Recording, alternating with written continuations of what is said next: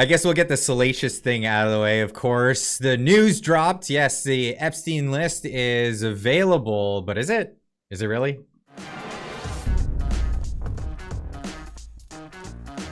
Marty up north. What are we gonna find out in this info drop? Are we gonna find out anything at all?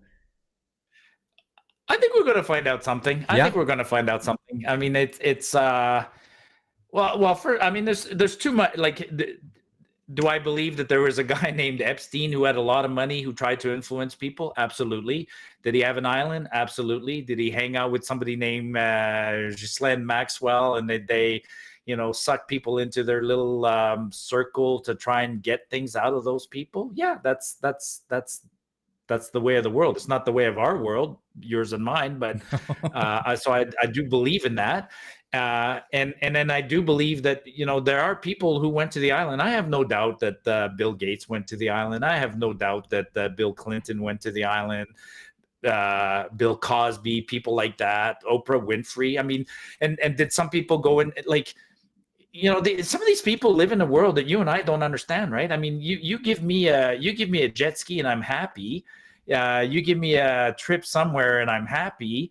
But these ultra rich people and ultra famous people, they're like, how do they get their jollies, right? I mean, they're so spoiled and they've experienced so much. Prince Andrew, like I'm sure Prince Andrew's on the list. I guarantee he's on the list because the Queen basically banished him, and then you wonder, why would a guy like Prince Andrew risk any kind of reputation by going on an island? Because they're narcissistic, because they're spoiled, because they're bored, and somebody says, hey, I know this guy named Jeffrey, you want to go and we can go to his island, and there's pretty girls there. Like I totally think we're going to see some. It's not a nothing burger. There's a list, and there's some name, and people have been working hard to keep that list secret. Quiet, and I think the yeah. list is about to be quiet, and the list is going to come out, and there's people on there that don't want to be revealed. Well, So, whoever it is, Witness 107 or whatever his name is. CTV, the Canadian Television News Network, is talking about this now. Jeffrey Epstein documents unsealed, naming Prince Andrew and former President Clinton as clients of Ghislaine and himself, and doing all, debauchery and awful things that we keep hearing about. Now, it was supposed to be released yesterday. It would be the day before for people who are watching this as this goes up. This one's from someone that I follow on Twitter here, Dom Lucra, I think is how you pronounce that. But breaking exclusive, I've been sent the alleged name of a high-ranking NY state directive of the woman who featured for her life if Jeffrey Epstein's list ever feared for her life if Epstein's list ever got released, and got her extension until January 2024, or John Doe 107. So this is the big thing. Everybody was like, this John Doe 107. People were, I guess the judge was like, okay, we'll give an extra bit of time. Last minute, giving extra time. What do you make of this? Because I think every time that they give more time, it's just going to be more time after that, more time, and then more time after that, and then everybody forgets about it. I don't know who John Doe 107 is, but it's somebody important who's trying every tactic possible to delay the release of the list. It's just, they're just buying time. I mean, in some cases, they're buying time so that they can prepare for the inevitable, and other times they're buying time hoping that it drops or I don't know. But yeah, they're buying time, but the clock is out. Can you imagine if Trump got elected, how quick that list would come out? Holy shit, like. But a separate topic. My question is to you: do you think there's any Canadians on the list? Well, that's the speculation a lot of people online are saying, like, oh, they're anticipating the Trudeau on the list. Don't know. I don't know. I don't know Trudeau to be that kind of person. Although there are salacious accusations that have been out there, largely unfounded. And I dug. Well, I mean, I don't like the guy that much. I dug and I couldn't find anything. No. I mean, well, two things come to mind. First of all, people say that the golden era of the Epstein Island was before Trudeau got elected. So, before 2015.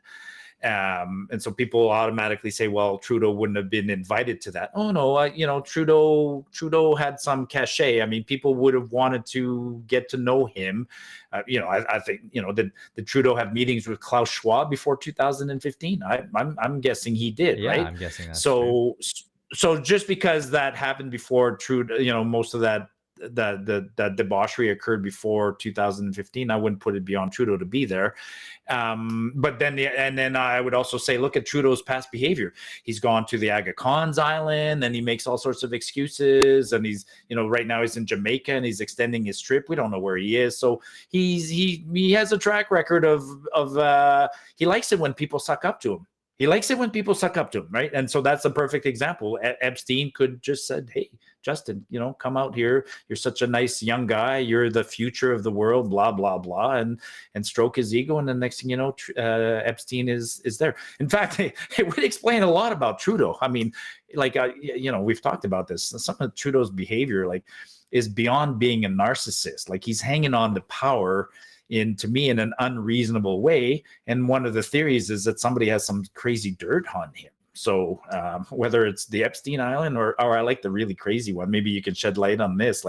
What's the relationship between Trudeau and the Picton farm in BC? Why is that making the news? No, why is that making the news? And I've been hearing grumblings of that too, and I don't know what to make of that, because I'm hearing a bunch of stuff, and I don't know if it's unfounded accusations that the Picton farm turns out to be one of these oddball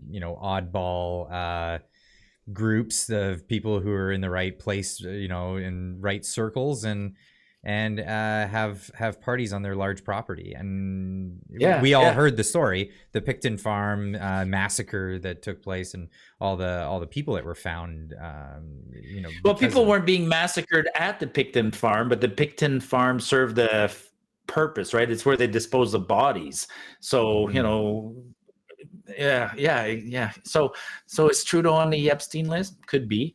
I can think of a few other weird Canadians that might be on there. I mean, I like Jim Carrey, but I think of guys like Jim Carrey, or some comedians, or Celine Dion might be on there, or maybe the odd hockey player. Who knows? I mean, it's time will tell. I guess we'll see in the next couple of days, hopefully, if there is a list and who's on the list. And if it gets out, and if more information gets out about it, I mean, the prevailing theory, or the conspiracy theory about the whole thing, is that it was all put together by some 3-letter agency somewhere to compromise people and put them in these positions, and that's what the whole purpose of it was. Was it a lone guy doing this as a rich guy, or was this put together and orchestrated? We don't know, and we won't find out that information until something comes. Well, and let's not forget, I mean, Epstein killed himself, so obviously he had a secret to protect, or somebody killed him, right? Right. He totally did. He totally Jeffrey did. Epstein did not kill himself. Yeah. You're gonna get demonetized for saying that. Sorry, Clyde. Probably. No, it's fine. Whatever. You got to sacrifice one or two for the whole thing. But if Trudeau's on there, it's not going to help his image right now. No. Trudeau's suffering in the polls right now, and well, I was just covering that last night, and the whole idea of Trudeau. I mean, polls keep coming back. There was one from Global, I think it was Global News. They had one where 7 in 10 Canadians want Trudeau gone. Get out. We're done with you. Yeah. And this is Liberal voters too. Liberal voters are finished with him. They think he'll tank the Liberal Party, which I think he will. I think that's. I think he's long tanked the Liberal Party with everything that the Liberals went along with him. I think they'll need to clean house entirely if they want to ever come back. They're at the point where even provincial Liberals are changing their names, and we're going to get into that a bit later, because we'll talk about what's going on in BC. But this is largely what's happening to the Liberal Party. Nobody wants to come up and take the reins. No, and the polls you're referring to, I mean, there's general population polls, and then there's polls within his party, and he's not popular. I mean, to me, it's true narcissism, right? I mean, look at did you see, there was I think we shared it last week. We talked about it. I mean, he was in one year-end interview where the interviewer basically said, "Mr. Trudeau, nobody likes you." She literally, she said that, right? And then he says, "Oh, I'm in it to defend the the young people, and I still have some, I promise to make life better for Canadians. And he justifies it in his head. And I think he's serious. Like, he seriously thinks he's still doing this. Like, he's absolutely incapable of any kind of introspection. Like, anybody else who would be in his position by now would be giving up. But he's stubborn. He's absolutely stubborn. And I've got the clip here. One clip from one of these interviews, and this is brought to you guys by Northern Perspective. They did a whole video breaking this interview down, but this is the one clip that just had me howling. You're not heading for a better year. 7 out of 10 Canadians want you to step down. There was a recent poll saying that Chrystia Freeland and Mark Carney were both more popular choices than you to lead the Liberal Party. People are being very clear that they don't like you. You're not heading for a better... straight to the point. Not right. No holds barred on that and one. Yeah. He flinches a little bit. You can tell he's upset, but then he goes on into that's the interview where he's saying, well, he's doing it for the young people. I think if you saw in the polls, the young people hate him more than anybody else. Like, if you're 29 years old in 2024, Trudeau's policies have hurt you and have really diminished your prospects. I mean, we talked about this. I'm 56. He's hurt me. Yeah, he's hurt me, but at least I had the ability to go on the defensive and protect myself from him. And I've had, some good governments in the past that helped me get where I am. If you're 27, 28, you're off to a bad start with Trudeau for the last 8 years. And so, and the millennials on top of that. So I'm of the millennial generation. If you aren't already like well into paying off a home and you held off because it didn't look good, you probably won't ever own a home. It's really at that point. Or unless you're willing to ditch the country and go somewhere else and get a home. Like, this is what a lot of people are looking at. And this is reflecting in immigration numbers as people are leaving the country, and even the immigrants that are coming in and being trained in our universities, they're leaving too. You did a story on immigration this week. Did you dig into it, or did you sort of you mostly reposted other people's story? Did you get a chance to go look and validate the numbers? The numbers are big, right? The numbers are huge. I saw some hearing upwards of like. I saw some big numbers, and I wasn't able to validate those numbers. So I was able to corroborate some of the numbers, like 70,000 in one quarter. Yeah. But I saw numbers upward of 400,000 in 1 year, and I couldn't figure out where that number came from. I was looking around. There's people on Twitter posting these numbers. I couldn't find the numbers either. So remember, like we've talked before, when numbers are hard to find, that's because they're buried, right? So it's like I said, try to find good information on transfer payments, try to find good information on the ratio of vaccinated versus unvaccinated people in hospital. You won't find it because it's so damning. I mean, the government has I always say it's hard for the government to hide data, but once in a while when they really want to, they hide it. And I tried to look at immigration, and I couldn't find anything, which leads me to believe that, the numbers are probably high. Well, this is where it gets really difficult, because you could look at the immigration of like Canadian citizens. So ones that declare, say for example, they call up their medical services plan and say, I'm leaving the country, turn off my medical services. That would be something that could be filed to statistics. But what about the people that just leave and don't say anything? Like, there's going to be a lot of those. And then not to mention, there's going to be tons of immigrants, people who are, say, permanent residents that just up and leave. They don't declare anything because they don't want to lose their permanent residence. So they just leave and keep their address in Canada, right? Yeah. So, and so if there were 300,000 or 400,000 that left, then that makes the immigration numbers really scary, because same thing, we don't know the immigration number. All we know closely is the increase in the population. So when they say there's 1 million more people, then they can look back and say, okay, there's 1 million more. So last year there's 1 million more. That doesn't mean 1 million more people came in. But if 400,000 left and the population went up by 1 million and we actually have a declining birth rate, that actually tells me we've let in 1.5 million or 1.4 million people. So we've let in, like, holy shit, we've let in a lot of people. Well, they can lot. count the numbers of permits that they've, or like visas that they've given Yeah, out. yeah. So like that's one number you can go by, but like illegal immigrants, that's for sure. We have no stats on that. Yeah. So, and it's scary. Yeah, It we'll really see. is when you have a demographic shift in a country like that, where it's, and I am not trying to espouse like any sort of conspiracy theory, but we have a giant amount of Canadians and then also trained immigrants who trained and went to school here, leaving because they think it's not good for me. I'm not sticking around. Well, taking that training with them, and then the people that are coming in replacement of that, do they have any skills?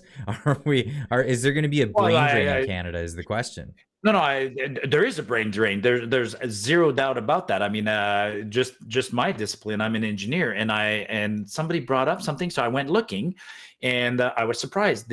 So I belong to the Association of Professional Engineers of Alberta. We lost 6,000 engineers in the last 5 years. So, it looks like, and so they do an annual report and there's data in there, and the number of engineers peaked about 2018 at 40,000, and now they're down to like 34, and it's going down. So, and it's guys retiring, but it's also a brain drain. People are leaving. Like, man, there's a lot of better places to, like, even my own personal example, like I live in Alberta. Why did I come to, like, I often joke about Alberta being ugly or Canada being, people say Canada's gorgeous.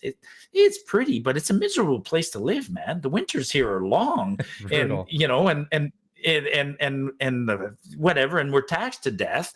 And in a modern era, like, people are mobile. So am I going to, like, what attracted me to work in Northern Alberta? It was the money, man. It's the money and working in oil and gas. Am I going to live here and be a game designer or an accountant or whatever? No, I'm going to go live in Colorado or Texas or Mexico or Costa Rica. Like, people, and that's what immigrants are saying, right? Like, immigrants are saying they're coming here and then they're finding it miserable for lots of reasons. It's cold, it's unwelcoming, and culturally it's boring. Like,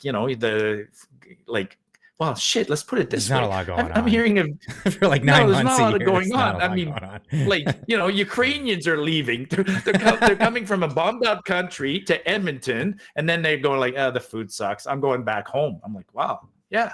Well, and they used to come and stay. The Ukrainians. That's historically a big thing. We've always attracted people with something, like, let's be real, right? For 100 years, man, we attracted people by giving them a chunk of land. That's important, right? Like, when you were a serf in the UK or in Eastern Europe, and the government offered you a chunk of land here and a way to make a living and be sure. But now, why would people? There is an attraction. It's something free, but it's not something you and I want to give away. And people are coming here for free money and free stuff. So, yeah, well, it's crazy, and the other sad part about this is we're not getting new investment in at the moment anyway. I have this article from True North saying energy companies awaiting a Liberal election defeat before they're accepting any emissions plans. They're not going to get into the energy sector. There's all kinds of and I've been talking about this. It's called regime uncertainty. The concept of if the government doesn't look favorable for investors, they're just going to invest elsewhere. And this goes with Canadian investors as well. This isn't just foreigners. We're not hoping to get foreign money into our country. No, this is Canadians that have earned a living here and they want to invest in something. They're not investing in Canadian companies because there's no startups. There's nothing to invest into. People are spending their money elsewhere. Well, you got a guy like Guilbeault who's going out there and saying all these things that scare investors. And let's be frank, right? I mean, I've had this debate with people before, like, okay, so somebody is anti-pipeline, let's say. So you're blocking the pipeline and you're scaring away investors, but then you're scaring you're not just scaring pipeline investors, you're scaring investors. So Mhm. then when you're done scaring them away, so you win your battle, there's no more pipelines. And now you say, okay, now let's build solar farms or wind farms or whatever. Well, you just scared the investors. And investors don't go, oh, they don't choose what they want to invest in. They just want to invest in places that are lower risk, in things that have a return on their investment. Like an investor looks at a sheet of paper. He doesn't totally care about, your environmental plan. Well, he does, but so, we scared away investors. We scared away investors. We're seeing it in the housing markets. Like, there should be banks and companies from all over the world lined up to come in and build housing here. Like, it's simple, right? It'd be like, to me, building houses is like selling cars, and people don't want to build houses here. They don't want to sell us cars. Watch out, right? They're going to stop wanting to sell us cars. Yeah. Well, they won't have a choice. They won't have a choice when there's Yeah. quotas. And that's really what it is. There's going to be quotas. They're only going to be allowed to sell X amount of gas or diesel cars at the very beginning of the year, and they won't be able to push forward with any more until they've filled their quota of electric cars. So you're going to see them quickly fill up these quotas, and then it'll be stagnant. We'll have a stagnant economy. Car sales are down right now. That's another thing I've looked at. I mean, when people say, "Oh, the economy is still firing and the inflation isn't hurting," bullshit. It's not hurting, right? I mean, I can see evidence in housing is an issue. Cars are an issue. People say, "Oh, cars are expensive." They're expensive, but people aren't buying them. Why? Because they're scared of the future. People are driving. You're a mechanic. You probably see this every day. Are you working on older cars or newer cars all the time? Well, it's an interesting industry because when the economy is doing great, if we're doing great, it kind of sucks to be a mechanic. You're doing nothing but oil changes on brand new cars, right? And that's the way it goes. But then there's a happy medium, right? So when the economy starts to dip, and say you have an okay economy, it's not booming, but it's okay. Then you have people that are repairing their old cars, and then there's that pans out through almost to recession time. But once you get into real recession time, people stop, wait, and go, maybe I should pick up the bicycle and oil up the chain, and they stop even fixing. We're there right now. I think we're there right now. I mean, people are driving their cars longer. Anyways, it was just for me, it was just an indicator that the economy is hurting, right? Like people say, "Oh, it's good." There's so many places you got to look at. It's not enough to look at, say, interest rate or housing sales and stuff like that. You look at other places. When people drive their old cars longer, when people don't go on vacation. I mean, my website, like, I don't know, I'm an old Air Canada frequent flyer, so they keep sending me stuff. It's like, holy shit, man, they're desperately sending notes trying to get us to go. They're hurting, right? And it's like, well, there's a reason. People have to, like. Well, actually, it brings up a quick point that I wanted to talk about. It's January 1st. January 1st, man, taxes go up, and so after Christmas, people got to pay their bills for Christmas, and now they're going to look at their pay stub, and your pay stub on January 1st is always lower than it was on December, and because you're starting all over again with your CPP and your EI and all them other bullshit things. And this year, again, we're in the middle of a freaking downturn in the economy, and what are the Liberals doing? Jacking everything up. I posted on that today. Enjoy your new CPP contribution, because they went up $300 for the average Canadian. You got to put out $300 more for CPP contributions this year. And they increased and there's this new thing called the CPP2. Like, I'm like, a CPP2? Yeah. This is a new one? CPP2 is a new one starting in 2024 and 2025. Now there's higher income earners paying. So for the first, I don't know, 68, don't quote me, I don't have the numbers in front of me, but for the first $68,000, it's 6% contribution, and then after that there's a magic number and a group that will pay it's hard to comprehend. I'm trying to go through it, but yes, there's a higher bracket for even higher earners, and they contribute an additional 4% on the next $3,000 or $4,000 above $68,000. More progressive tax mumbo jumbo. a progressive CPP, which makes absolutely no sense because it does make sense if you're the Liberal or the government just trying to get a big pool of money and get that big pool of money subsidized by the higher income earners. Because why would a higher income earner suddenly say, oh yeah, you know what, I'm going to put aside more money for a bigger pension? Well, actually, those poor buggers, they're hurt double because I'm going to generalize here, but a high income earner who maximizes his CPP every year is actually not going to get a big benefit from his CPP because that guy or that gal, when they retire, will retire with a higher income. They'll have, RRSPs and things like that. And it all contributes to, they stay taxable, and their CPP that they get from the government gets taxed. So, Yeah, actually, there weren't too many new taxes, though. That's the good news. So the CPP was the big one that goes in on January 1st. Well, and they try not to. They try to say that the CPP is not a tax; that it's a contribution. So therefore, it's not a tax. It's I know. They try to say it, and they do with a straight face. But it's a tax. It's like calling the carbon tax a levy or cost on pollution. Like, if I can't opt out and the government's collecting it and it's going in general revenues, I got news for you. And this is where it gets egregious, especially around the holiday season, the alcohol taxes. And the alcohol taxes, they keep going up every year. Every April, they go up even further. And they keep voting for it to go up.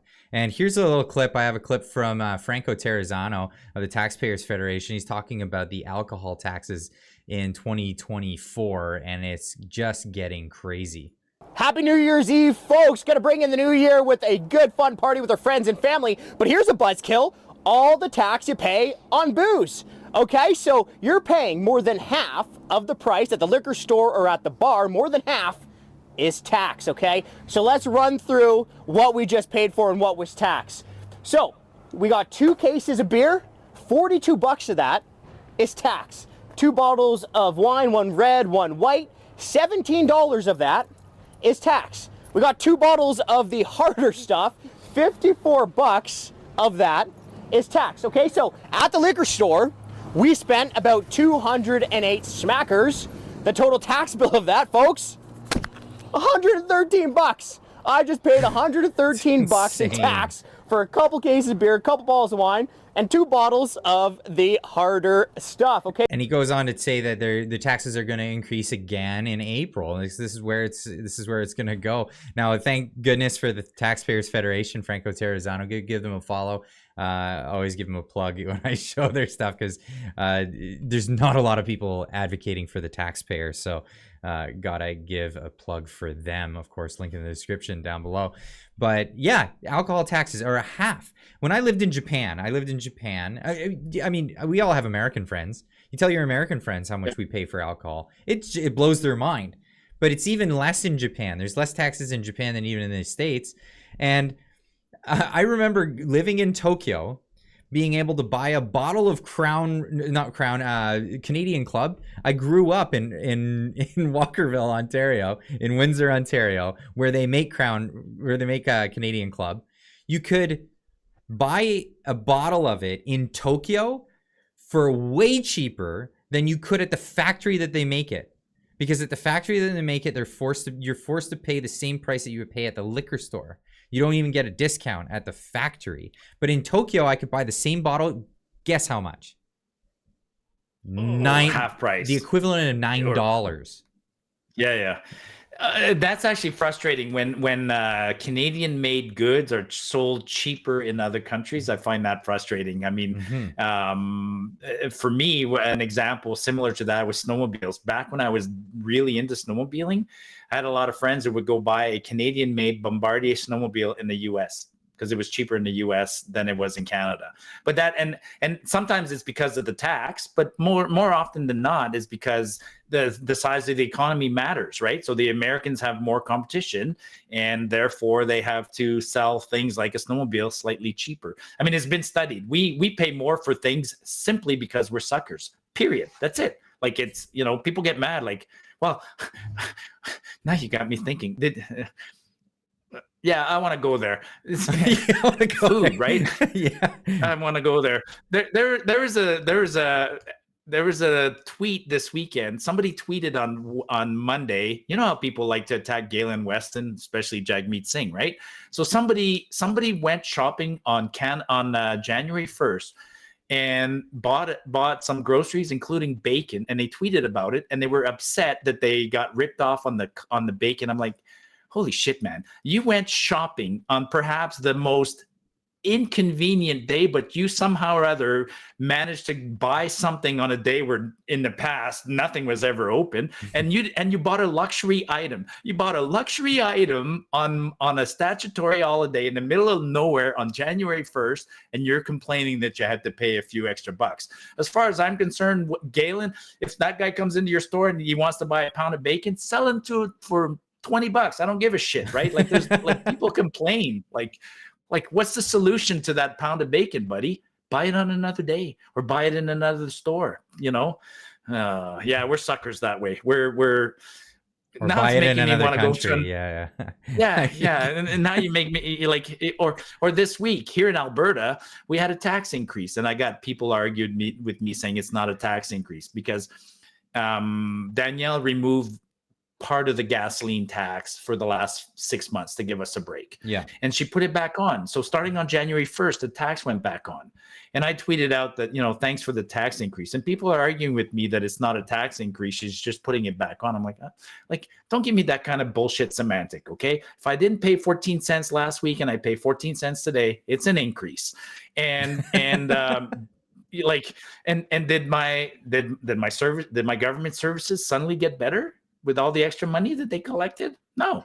And people have made up all sorts of excuses because, the what do you call it? The tribal lines are powerful, right? Like, I'll hold Danielle Smith accountable. I'll hold Pierre Poilievre accountable. Like, it's not about their political stripes or the party they're at. I want governments to be respectful of the money they're collecting from me and spend it wisely. And in the case of Danielle this week, if you're listening, Alberta has a $5 billion surplus because we're getting all this extra money from high oil prices. So why did you add an extra 14 cents on my gallon of gasoline? Like it's just bad optics. Yeah, that doesn't look good. Well, and speaking of bad optics, over here in British Columbia, we have some really horrendous optics. This is a tweet from Aaron Gunn talking about this new BC Supreme Court ruling. He's going on about Justin Trudeau's decision to decriminalize the bad stuff. I don't even know if we could say it without getting in trouble on this platform, but basically stuff that people want to put in their bodies. It's all legal now, all of it, all the stuff. And in British Columbia, they were trying to make it that these people are not allowed to do it on certain places, school playgrounds, things like that. Don't want to have, hypodermic needles, kids getting poked with these things. No, the BC Supreme Court ruled that law was it was unjust. We can't have that. We can't have a law that criminalizes those things being done in those places. This is the same Supreme Court, by the way, that struck down the lawsuit where there was a huge 12-year lawsuit from Dr. Brian Day, who was arguing that British Columbians should be able to go to a private medical clinic with their own money and get medical service, just as out of province people can do, government employees and government officials, because those people are exempt from that law. So they're the only ones held, and the Supreme Court shut that down and didn't even want to hear that case. And this is what's happening in British Columbia. So we need to get rid of the NDP, as you guys are having your own problems with the NDP. Is there a picture with that one, or there was articles that had pictures of is that the one where there was a park full of needles and dirty stuff? No, not this one. I know that was circulating all over Twitter. Yeah. Absolutely. Well, Aaron Gunn, I made sure I wanted to put him up because he's actually running for government in British Columbia, but he's doing it on the federal side. So hopefully, he can clean up the federal side. But on the provincial side, we have the Conservatives, and the Conservatives are growing here in British Columbia. But it looks like now the Conservatives are they're prepared to discuss working with the United Party in British Columbia to defeat the NDP. What's the United Party? Well, What's the United Party? This is what I was alluding to before. Liberals across Canada no longer want to associate themselves with the title liberal. So the BC Liberal Party is now BC United. Ooh, that's an interesting ouch. Like, as soon as you said United, I mean, my go-to is Conservative, because here in Alberta we have the United Conservative, but now you got the United Liberals. Is that what they're going to be? They don't want to be called liberals at all. They want to stay away from that name. So they're getting away from liberals, and they know what the liberals have done to Canada, and they're calling themselves United, and they're rocking red and blue colors. I guess trying to throw that across as we're uniting with people. Well, they might actually do that, and they might actually, as this article suggests, they might be uniting with the Conservatives in British Columbia to win and beat the NDP. But I mean, what does that even look like? I don't even know what that looks like. I'm hoping maybe I can get one of these guys on to come and say what this whole thing looks like. Oh, well, it's not just the Liberals. I mean, I think there are numerous parties, provincial platforms that are trying to distance themselves from their federal counterparts. I know the NDP in Alberta would like to change their name a little bit. That's been tossed around because they want to distance themselves from the federal NDP. Oh God, so. Yeah, but you guys are in the same boat as us. You don't have an election in BC for another 2 years or something like that, right? This is all just posturing. It's long in advance. So far, it's all posturing. I don't know when the next scheduled election in British Columbia is, but it might come up. I'm not sure. Could be coming up soon enough. Soon enough for people to. I mean, with everything that's been happening here in British Columbia, people are starting to care, and the price of everything's going up. Now, for example, if say they got like Guilbeault and all of those guys were gone and they got rid of the carbon tax, it wouldn't matter because the NDP in British Columbia have their own carbon tax on us, and they did that before the federal government even imposed that on us. This is something that they've been doing already. Yeah, BC, Quebec, and the Northwest Territories are not regulated by the federal carbon tax. You guys all have your own carbon tax. So but does it go up? Because our carbon tax, I call it ours, like the federal carbon tax goes up on April 1st. Do you guys go up sort of simultaneously? Do you know? I don't think so, because the last time it went up, there was no notice in change in price. Yeah, like we pay $65 per metric ton of carbon dioxide. Don't know how they measure it, but and it's going from 65 to 80 on April 1st. So I think, and the most obvious one is gasoline. So it translates to another, I don't know, 6 cents a liter on gasoline, and then home fuel and everything else. April 1st. It's always that, they increase your taxes, and they increase their own pay in Parliament. Did you know that? That's their day. Oh, it's a slap in the face. And actually, the other thing I wanted to find this week, and it'll come out this week. It always comes out, but it's Tax Freedom Day, right? So Tax Freedom Day in Canada now is like way into July. Like, if people who've never heard the term, it's nowhere near Tax now. Freedom Day is Tax Freedom Day is kind of like let's say the average tax rate in the country is 50%. Well, then Tax Freedom Day comes on in the middle of the year. So Tax Freedom Day. Up until Tax Freedom Day, we're basically working for the government. We're just paying taxes. That's the way to think about it. Yeah. And in Canada, Tax Freedom Day is past July 1st, whereas our American counterparts, it's still like, Americans pay like a fraction of the taxes we pay. Isn't it like in April or something like that? Tax Freedom Day? April 2nd or some number like that. I saw their number the other day, and I was trying to find ours. So Franco and those guys, they'll calculate a Tax Freedom Day. But yeah, in Canada, we're paying 50% tax. I used to think that was ridiculous. I believe There's it's no way more. It can be 50. I think it's way more than 50%. It is more. No, it is more. Yeah, like I used to think that that's not possible, but it's pretty easy to pay 29% federally, 10, 12, 13% provincially, then a 10, 11% GST, and then a carbon tax, and then a municipal tax, and then all the fees and all the speeding tickets. You know, I got another speeding ticket. Marty, slow down. So then what do they call those? An involuntary tax or a voluntary tax? No, that's a voluntary tax. That's a voluntary. Okay. Well, and then there's all the hidden ones, all the taxes that are on fuels before you even get to the pump. All the taxes that are on alcohol before you even get to it. I don't smoke, but there's tax on cigarettes. There's tax on manufactured goods. And also, the amount of carbon tax you pay before it even gets to you, so you can pay your carbon tax share. You're paying it all in the price of the price of goods going way up.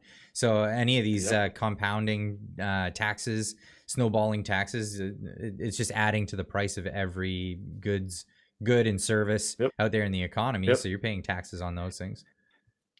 Oh, God. All right, now you're getting me depressed. Let's end on a good note. So what's your prediction for 2024? Have you done a show where you made predictions for 2024? What do you think's going to happen? No, it was what we did last week, and then we were on Northern Perspectives live stream. We were talking about it then. I predict this year to be the end of Trudeau. Whether it's the end of the Liberal Party whether or not it's going to be an election, it's going to be the end of Trudeau. Are we going to see a Prime Minister Chrystia Freeland? Careful what you wish for, right? Careful what you wish for.